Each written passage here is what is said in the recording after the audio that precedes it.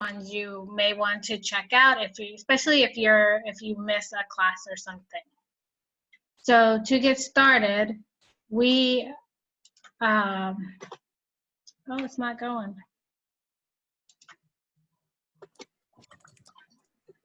Okay, so here's the overview for today. I'm gonna do, I've already welcomed you guys, but I'm gonna do an introduction, provide some ground rules. We're gonna go over the goals for the referral mastermind, touch on Acres of Diamonds, and then briefly go over chapter 1 and 2, and how this kind of class will go. Okay. So introduction. So my name is Monique Harps, and I am a realtor with eXp Realty in Norfolk, Virginia. I am a certified referral trainer with Michael Mayer, and I'm an Air Force reservist. So what that means is right now I am in Mississippi with the Air Force for training.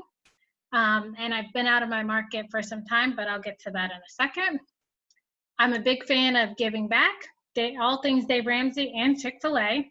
And my background before becoming an agent, I was in supply chain management and project management. And I share that because it lends itself to help people understand why I think the way I think and do the things the way I do them. So my 7L story, sorry, there's a Zoom link there. But so I've been licensed for just over 2 years.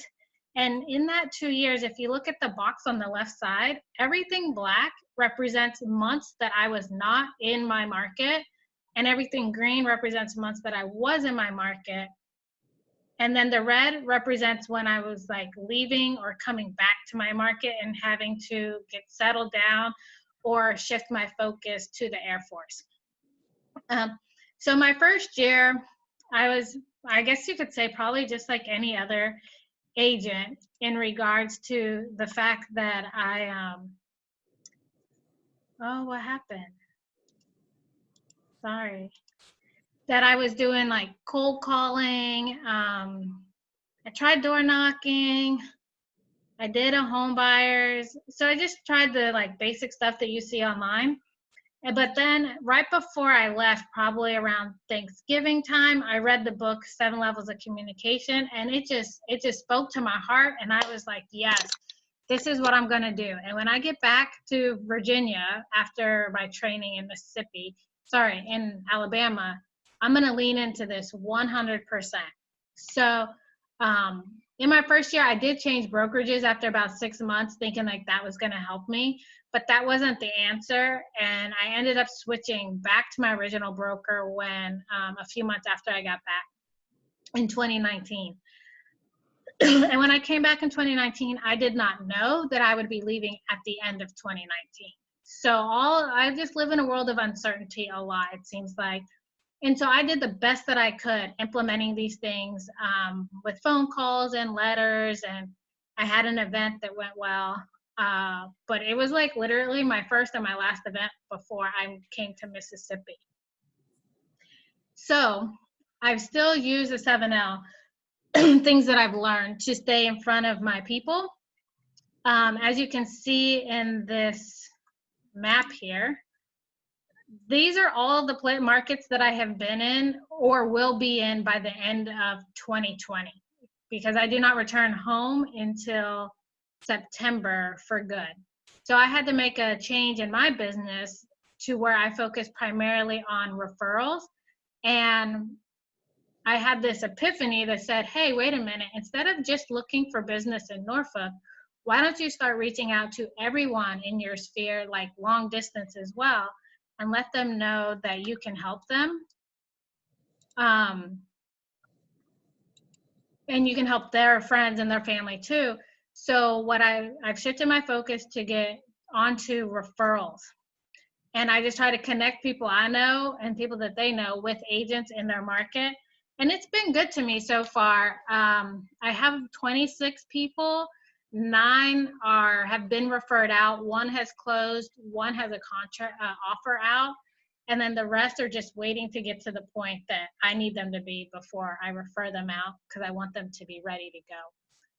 And I do this all with 7L.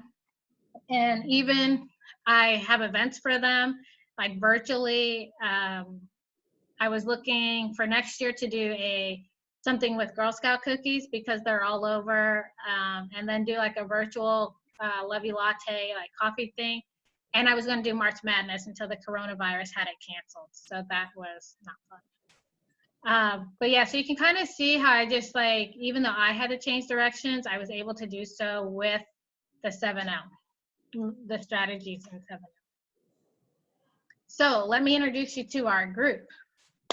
Our group, we have 27 people on the call, but we had 39 registered, and we have 2 countries represented, the US and Canada, and then we have 20 states. We have 25 real estate professionals, 9 mortgage professionals, and 9 industry professionals, and I've listed out their industry. And if you're on the call, I would definitely, I welcome everybody's input, but I would love for you to like make an effort to speak up, just because as agents and mortgage professionals, we often hear from each other. And I think it would be very beneficial to, hear from our counterparts in these other industries on unique ways to apply what was originally intended for the real estate industry. So here are some ground rules. Please try to be on time. During the discussion part, please have your camera on and pay attention. Refrain from talking about specific people because it is recorded. And what I'm getting at there is sometimes people might share a story about someone in their office and mention their name. And I don't know if they will or won't ever see this video down the road, but if they do, I would hate for them to like see you talking about them, especially if it's negative. If it's positive, knock yourself out. Stay on mute if you are driving or your background is noisy. Ask questions, share your ideas, your wins and your challenges. If 7L is something that speaks to you, lean into it 100% because this is your business and no one else's. And then if you decide that 7L is not for you, or the Thursday night class isn't for you, if you don't want to be in Thursday, you want to go to Tuesday or Friday, that's fine. Let me know. We can move you. But if you just don't want to do it at all, let me know, because ghosting is rude. So my goals for you guys and for us as a group is I want to provide massive value by giving life to the ideas in the book, helping implement strategies in a way that align with who you are as a person. And what that means is like, not every strategy in this book is going to speak to you. So I don't want you to feel like you have to do that strategy when another one is like right up your alley. So, maybe somebody's like, let me think. Oh, they don't really like calling their people, but they visit their people all the time. So I had someone like this. They were retired. Like they're a real estate agent, but they were at retirement age. So they interacted with their people often. So their focus was more so to interact and be in the influential zone than to make phone calls and be in the zone. And then I want to create a community of generous professionals. And just by being here, I'd like to believe that you're generous, but that we can all share ideas that would help each other grow. And I mean, if we do that, we're going to have great value. Okay. So that part's out of the way. There is a book called Acres of Diamonds. And I always mention this when I do my 7L because so many of us are used to reaching out and targeting strangers, whether it's through online leads, door knocking, cold calling, going to a courthouse to see, foreclosures, or chasing down expireds. But we don't always focus on what's like closest to us. So when I read the story or heard the story, Acres of Diamonds, which if you're from Keller Williams, you probably already know this because I think that's where I heard it at. The story is about a farmer who heard about people making millions of dollars by going and discovering diamond mines. And so he decided, well, I'm going to sell my land. Go ahead. Oh, So he decided he was going to sell his land and go searching for these mines. The new owner that bought his house one day found a shiny gem on the stream that was on the property and put it on his mantle. And someone came over and was like, hey, that's a diamond. And then before he knew it, they were out in his yard and they found all these diamonds in this man's land that was the previous owner had abandoned to go searching. And so I share that because before we go out and like start knocking on strangers' doors, why aren't we reaching out to our people? And I feel that 7L gives us the strategies to really hone in and like really mine our own acres, which would be our sphere, and produce results that way. And in some cases produce better results than we were getting for less work and less effort, and also less money. So if you feel free to take yourself off mute or put it in the chat box, how many people are in your network, and do you think that you could really get a decent amount of business out of it? I know some people have already put in the chat. Let's see. I know Bernie had like 1,050. Whoa, somebody has 1,600 on LinkedIn. Anna, you know a lot of people. And then Roxanne knows quite a few. So it looks like everybody is connected in some way, shape, or form with, at least 1,000 or more people. Ayelet knows a lot of people. 3,000 just in their phone. So with those numbers that I'm sharing that even other people have, like, could you see that, where you could be having missed opportunities because you didn't pour into somebody that you knew? I definitely found that for myself. I had a total of 3,351 people, right? And, if you could do 5 deals per 100, I mean, in my phone alone, I could do 25 deals a year, statistically speaking. So keeping this in mind, that's what I want you to keep in mind as you go through this and as you pour into it and figure out how it's going to work in your business, is that you have access to the people that you need to have access to. They're going to answer their phone. And so when we look at your sphere is going to be made up of your top 5 to 150 clients. Sorry, your 150 people. These are going to be people who refer you, who really truly support your business, do a lot of business with you, that kind of thing. Your past clients, your networking partners, and then it starts to go out where you have looser connections, where you have like your Facebook friends, out-of-town agents, everyone you've ever met, and then every lead. And online leads, some people are like, well, why would I contact an online lead? One guy did an event, invited 1,000 online leads, and 65 showed up. And he started working with one of them that was like a CEO of a company that was moving people in and out. So you just never know what opportunities you'll have. So getting started. So what you guys can expect from the class is our time slot is for 1.5 hours. It will not take me 1.5 hours to get through the material, but what fills up the time is the discussion. So feel free, if you only have an hour, that's fine. Feel free to like drop off the call. You don't need to say anything to me. We'll probably be in discussion at that time, so it's your personal choice. But I will allot that time so that I can give back and answer your questions without putting it until like the next day. And I put in the chat, there's a link for the PDF of all these slides if you want them, and I'll do that every single time as well. So real quick, the first 2 chapters of the book do not have a lot of action steps in them. So we won't do like a deep dive over the course of like a whole hour on them. So the intro is that the author had a life-changing event, something with his heart. And yeah, he was almost dead, but he got to live. And so he made this book for us, and that's Michael J. Mayer. It's all about generating referrals, and then just creating a lifestyle that you love and one that allows you to be generous towards other people. The first chapter, we meet the main character, which is Rick Masters. And Michelle Phillips plays like a secondary role. She's a lender that basically introduced Rick to the 7L world and the generation generosity.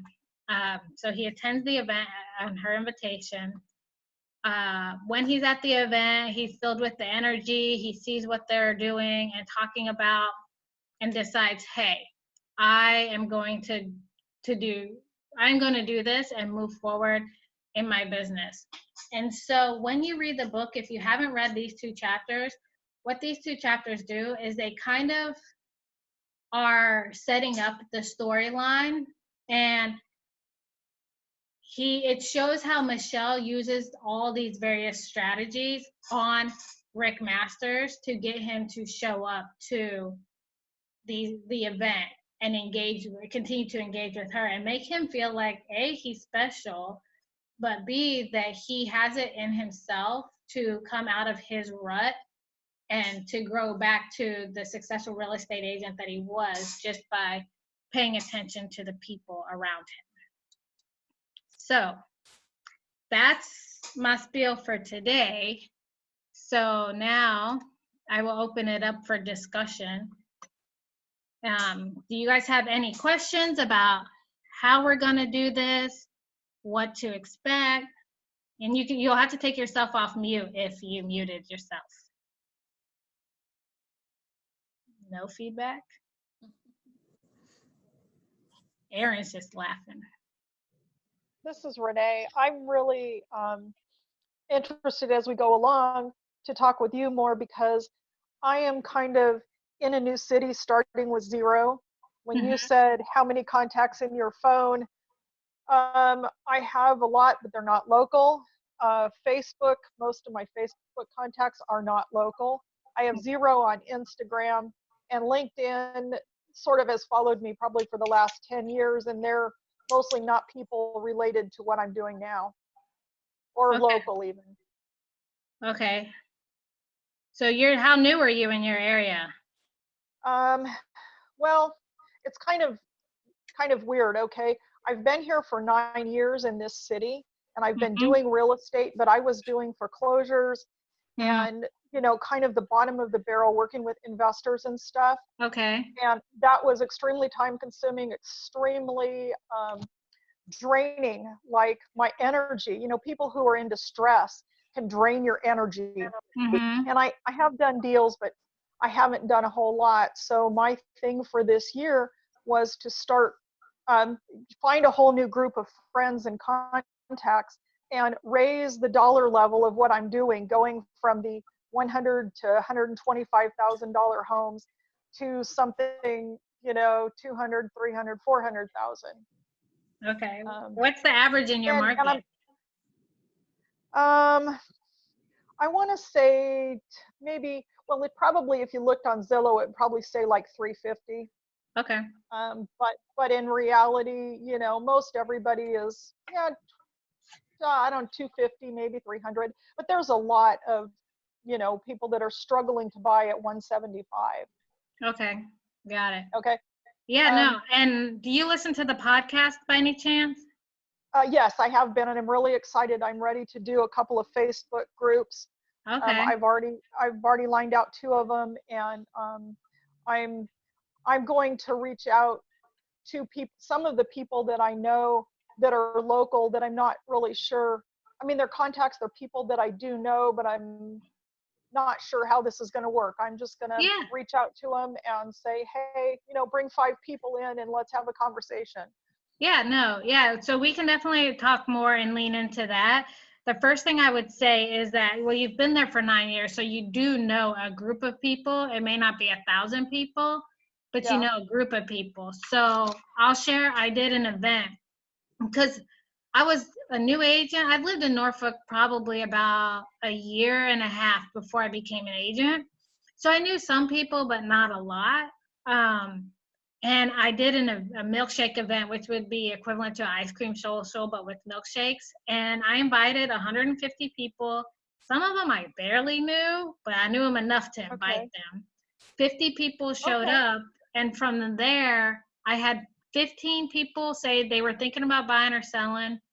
The manager was looking at buying, and then I got one referral. So I share that, and then all of them aren't ready to buy. So one has closed, one has been referred out, and then I think there's like 4 that I know that they were like very much ready, but then the rest of them aren't ready to go. So of that, I had about 1.7 million to nurture, like directly, and then everyone else is just still they're just still getting loved on throughout the process until they're ready. Okay. So my point there is to let you know that you don't need to have a huge pool to get started and to benefit. Okay. And but yes, any specifics, let me know. Okay, and I'm not looking to do like 50 deals a year. For me, a comfort level, because I do full-time daycare for my grandchildren, and now we're homeschooling. Thank you. So, I want to say like 12 or 15 deals a year would be perfect for me. Yeah, so yeah, you probably know enough people that you can generate those with less work than you were spending energy on. Okay, great. And that's what I want to do. Awesome, cool. Thank you. You're welcome. Thank you. Anybody else? No? Monique, what was the question again? I was just like, does anybody have any, because like this is just like an introduction. Like, did anybody have any questions going into it? Anything specifically you wanted to focus on? No, I'm just excited. I love the book, love the podcast, excited to learn from you. So thanks for taking the time to lead us through it. No problem. And I will tell you guys, well, for those that I can see, how many of you guys are familiar with the DISC? 2? Roxanne, you are. Okay, so most of you. So just so you guys know, I'm a SC. So DI is not my thing, but I like you guys. But just so you guys have an idea. So I will always provide you with PowerPoints. I will always try to have an example, because that's one thing I didn't like. So a power note, they say write a power note, and you're like, well, how do I write a power note? What do I say? So we'll talk about that.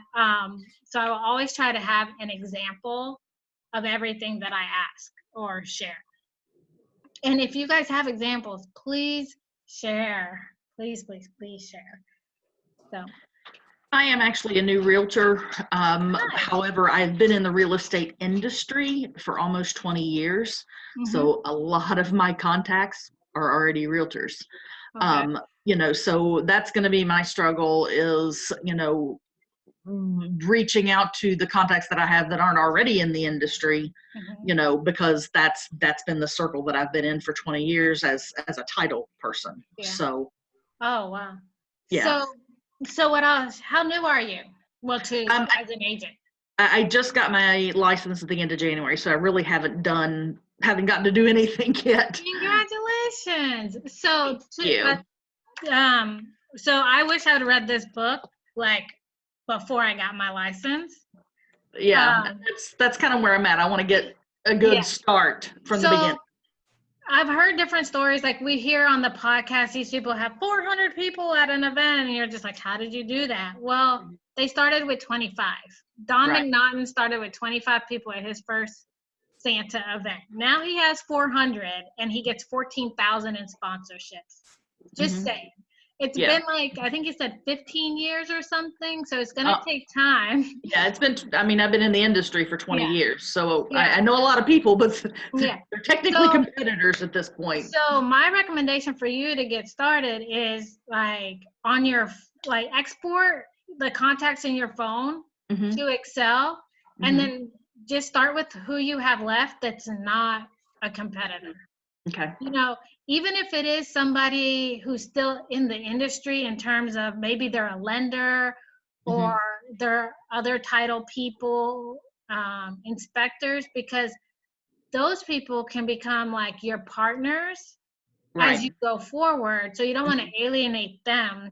Right. I know a woman, she has a home buyers workshop, but only for people she specifically invites. Uh-huh. At that workshop, her inspector who presented was like, hey, I want you to be my real estate agent. And he had been at other home buyer workshops with other agents in their office that Mhm. same week. Right. You know, so if you're maintaining that relationship and like helping them grow, that Mhm. could be beneficial. Another thing is have a grand opening or launch party for Okay. yourself, Okay. right? And invite those people. And it doesn't have to be anything more elaborate than like an ice cream. Where do you live? I'm in Columbus, Ohio. Oh, so it might be General like area. Coke Yeah. ice cream. But you could have done, you know, you could do whatever, but keep it simple. It could be a pizza party. It could be, like I said, it could be ice cream. It could Mhm. be just cupcakes and cookies, and you could have it at like a local bakery, you know, and everybody gets to pick their own, like whatever. Mhm. I run, and we have a dark and early donut run. So, Uh-huh. I mean, you could have some, if you love donuts, you could Right. have it at the donut shop. So Sure. keep it simple, but it's a way for you to get in front of all your people and be like, hey, I'm a real estate agent now. Send me business kind of thing. Right. Right. So, but that is one of the events that we only have one opportunity to throw. Okay. You know, so Okay. 10 years from now, you can't throw a grand opening. 10-year anniversary, yes, but not a grand opening. Well, I'm glad we had this discussion before or after coronavirus instead of before. Yeah. So, but the thing with coronavirus is if you go ahead and plan this, like, go ahead and talk to your person, like where you want to have it. Like, we'll use Taco Tuesday for an example. So Sure. restaurants are closed. So Yeah. if you talk to the owner and you're like, hey, once this coronavirus clears up, I'd like Right. to have a my grand opening on Taco Tuesday. What does that look like price wise? You could work that out, talk to some sponsors, and then have everything ready to go. Yes. And then as soon as like we can start doing stuff, you're like, we're having a party. Yes. And people are going to be ready to be out. Yes, exactly. So That's why I'm glad it's now versus earlier. yeah. So yeah, this will be fun for you, even though you know a lot of agents. Yeah. What bro, are you with like Keller Williams or EXP? No, I'm with an agency called Key Realty. They're Okay. more prominent in Ohio and Michigan. Okay. All right. Yeah. So anybody else? I have a question. This is Jan. Jan. I see you, Jan. I don't have a video because I'm getting a webcam. I don't have a video on this computer. I am restarting my business. Okay. So I guess I can't party. You can do a relaunch. But okay, because I like the Taco Tuesday idea. So who do you invite to a relaunch? Do you invite your former customers or So like, who do you invite? when I did my event, my first event, I invited everybody I had an email address for.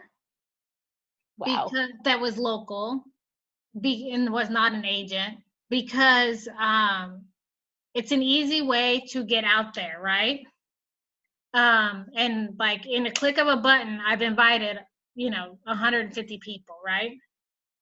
And then after that, the people that I was closest to were the ones that I called to make sure they got invited, or text message to make sure they got invited. And I mean, I invited the people who I ran with, the people I volunteered with, people in my sorority, my work, my previous employer. Yeah, I just invited, like if I had your phone number and your email or your email address, like I invited you. Now, if I saw your name and I was like, oh, I really didn't love working with him or her, I didn't invite that person. Okay. But yeah, so definitely invite your past clients, unless you're like, man, I hope they don't even refer me people because they were horrible. I have a have couple. to like that. So when you do this, and you do like a Taco Tuesday, how do you budget for that if you don't know how many people are going to show up, and how do you do that? So what I did is I found out, let's say that this is a taco place and they're like, hey, we'll do it for $6 a person and everybody can have like tea, water, and tacos, right? And then so what I did is I took that $6 per person and I would go to the people. I had a lender and a, what's that guy's name? Inspector with me. And I said, hey, will you contribute up to $2 per person, right? Okay. And then will you contribute up to $100 at $2 per person? Right? So that's, so to do 100 people, we would need $600, right? Mm-hmm. So basically it was up to 200 and they were both at the event. And then so at the event, you pay for as many people that showed up. But you had already secured up to, how many people did I say we were feeding? 100? Yeah. Up to 100. So mine was $3 a piece. So we were up to 100, but we only 42 people had milkshakes out of the 50 that attended. So we just each paid $42. That's excellent. And then do you have your inspector and your lender present information, or is No. it, what do you? I put Okay. them to work. So in my invitation, and after this, I'll put together like a video. I'll just record it, and then you guys can see it in the Facebook group. But they get their marketing they're on the invitation as sponsors. They bring a door prize of $50 of value or greater. And then on the door prize entry form, that's where we collect referrals. And we collect the referrals for our photographer, landscaping. So people who weren't even there, we collected referrals for them. But that's just so that we could better serve our people and had a reason to connect. And then whenever I passed out the door prizes, I said I pointed him out and was like, hey, this door prize is from Chris Rice at Atlantic Bay. And then I tell a story about them, either a success story or just like briefly say what they do. And then at the event, one of them was at my registration table. And then, the other one was at the donation collection bin because we were collecting socks for the homeless. Okay. And you said you're going to do a video kind of showing what? Yeah, I'll do a video and I'll include the PDF that has a lot of the planning details Awesome. that I did. Thank you. But yeah, and it was very simple. It was very inexpensive. I didn't, like some people, one time someone was like, oh, I'm getting a vinyl banner made. Like, no, I didn't have a banner. I didn't have anything. Like, I had like a used protein jar for my like door prize entry forms, like nothing fancy at all. Okay, good. Thank you. Mm-hmm. Isla, did you have a question? You're on mute. Okay, sorry. I've been following Michael Mayer since 2009, so I've been a loyal admirer for many years and been listening and going to his events.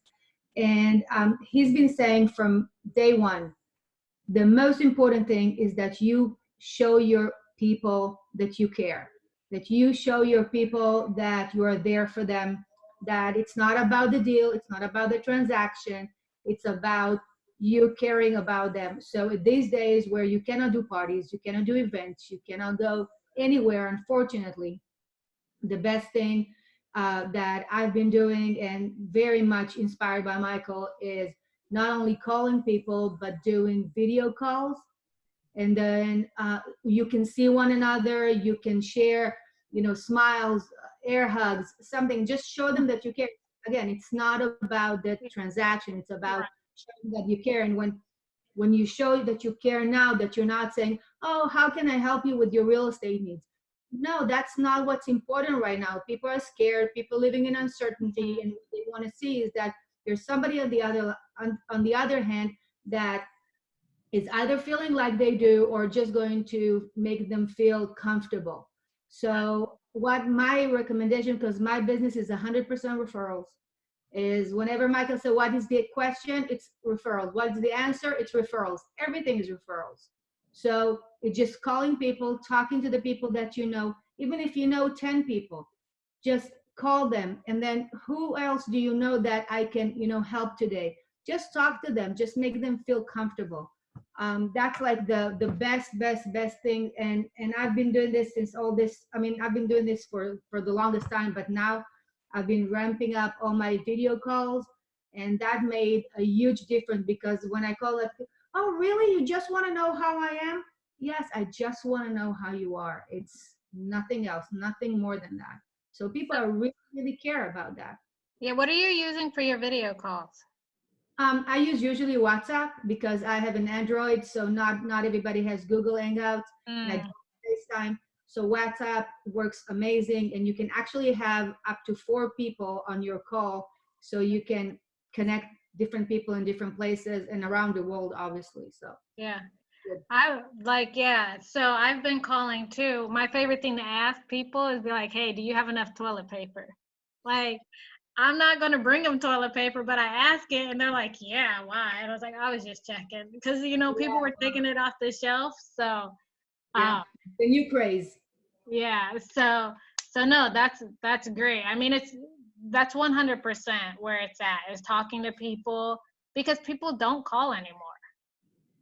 And then the videos, somebody had a virtual cocktail hour or something. I went to it.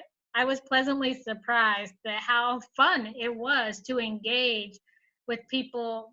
I didn't even know these people, honestly. But then there was a person there that I did know, and I was like, oh my goodness, I know you. So it seemed way more real than I expected it to. So yeah, if you have a group of friends that once was, get them together on a call. I wanted to share something else, something that's a little bit more sad, but it is what it is. It's these times, and we are international. I'm originally from Israel, and we have a lot of people in our community that are from here. And one of our friends has lost his father yesterday. So like we did a communal prayer through Zoom. So there were about 35 people that were on that call, and you can see everybody. And again, this is really weird times, and people have to accommodate and to transfer their behavior from one thing that you usually do, because I'm the hugger and I'm the selfie taker, and now I cannot do either. So just, getting everybody on the same page, and just, sharing and caring with that person, and just helping them through that really hard time where they cannot even go to their father funeral. Yeah. So that's so again, it's that showing that you care. That's the most important stuff. Yeah. And on that note, for people who aren't already like heavy in the referrals or want to get deeper in the referrals, I guess, is know who's in your phone. Like, go ahead and export that out into Excel and look at every single name. Like, I would go through my names, and sometimes I still do it, and I'm like, wait a minute, like, so-and-so does this. I could have used them to refer to this client to help them out, and I could help 2 people instead of just 1. Or like, man, why don't I talk to that person? It's been so long. Maybe they became a mom and their kid has taken up all of their time, which is to be expected, the life change. But reach out and say hi. Reach out and see how's it going. Like, send me a picture of your kid because he's so cute or something, So, but know who's in your phone. Even go through your Facebook friends, Yes, we see stuff, but if you go into your friends list and you kind of like go through and not take inventory, but just look at everyone and be like, oh, where is she at? What's he doing? Like, how can, I like them. They have great energy. I want them in my circle, as you're reaching out to people in the coming days. So anyone else got anything? Or do you just want your time back tonight? If I can share something else. Of course. Something else that Michael Mayer has been talking about again for the longest time is about calling people on their birthday, but actually not calling them on the birthday, but calling them a day before. So when you call them a day before, then nobody else had even thought about, nobody even called them. People didn't see it on Facebook yet. Or it's like, because everybody can see on Facebook, like your friends, their birthday. So what I did is that I have all my clients' birthdays on my Outlook. So I get 4 days reminder prior to, so Oh, nice. I can either, send them a handwritten note or call them or send them a video. Usually I do a video greeting and send it over to them, and their anniversary. So anniversary isn't written anywhere. So if you have their anniversary in your Outlook and you remind the husband or the wife a couple days before, and it's your anniversary coming up, and they're like, oh my God, thank you for reminding me. So again, that really puts you in a different position than anybody else, because everybody can see birthdays on Facebook. And so it's something that I think really separates you from everybody else. And again, just call and do that extra thing that nobody else is doing these days, because people are just, it's easier to text. Text is really impersonal, truly. It is. And I think Michael says it should only be used for communicating like facts and confirmations. So Frances, similar to what Isla was saying, she sent out an email basically reaching out to people in her group, her sphere, asking them about how quarantine is going, letting them know that she's a little stir crazy. But she's using this time to update her birthdays and mailing addresses. So that's a way to get back in contact with people as well. And then Carrie says, and I'll send this out to you, recommended MC Backup, which is an app that will allow you to export your contacts to a CSV file. That was in the comments. Hi, my name is Ana Ramos. I'm in San Antonio market. I think for those, I see that most of us are real estate professionals, at least the ones who are here. And this is the perfect moment, although it's horrible what's going on, but definitely since you have to reconnect with a lot of people that you might not just follow up correctly before, then just a call to see how they're doing. That is a perfect way to open the door and reconnect with a lot of people. Sometimes it feels awkward when you try to reach out like, oh yes, I dropped the ball, didn't keep in touch with you, I sold you a house or 3 houses and I've never talked to you again. But definitely the COVID-19 is the perfect opportunity to, start building those relationships from scratch again, and with no interest other than knowing how people are doing. Yeah, the business will flow from it. Not specifically this event, but to the point of, is it Anna or Anna? Either way, it depends if you say it in Spanish or English, but it's okay. Anyway, okay. So from Anna and Ala is that there's an agent I know who always wants to have a reason to call somebody. It's never just to be like, hey, how's it going? Right? But here now, like I've gotten calls from people who are like, hey, are you okay? And I'm like, yeah, I'm fine. Why? So it seems out of the ordinary, but it's not, so, and hopefully you only have one time to do this, because COVID will not come back next year, hopefully, so definitely use it to and also to practice, because I think people aren't used to being on the phone anymore. So they get nervous and a little gun shy when it comes to dialing that number. I see Karen nodding her head. Are you guilty, Karen? So Karen, you're gonna call some people this week, right? Oh, I can't hear you. Can't hear me? I can hear you now. I was just chatting with Frances. I will text to death anybody, but actually getting voice to voice, that I just always feel like I'm bothering people. Even though I'm not asking for anything, I just always feel like I'm bothering. So I will text and email to death. I need to get better with picking up the phone. So if somebody calls you out the blue, do you feel bothered? It depends on what I'm doing. Because I usually have a lot going on, and most of the people I know are as active as I am, or have kids and are always doing something. And I think really it's consideration more so of other people's time that I think about, and I feel like I'm imposing. Yeah, so I would like to believe that if you are imposing, they wouldn't answer their phone. Right? So but they'll see that you called. If you leave a message, it's on them to listen to the message. If they're one of those people who doesn't listen to the message, that's their fault. They don't get to hear your beautiful voice. But they know the intent was there.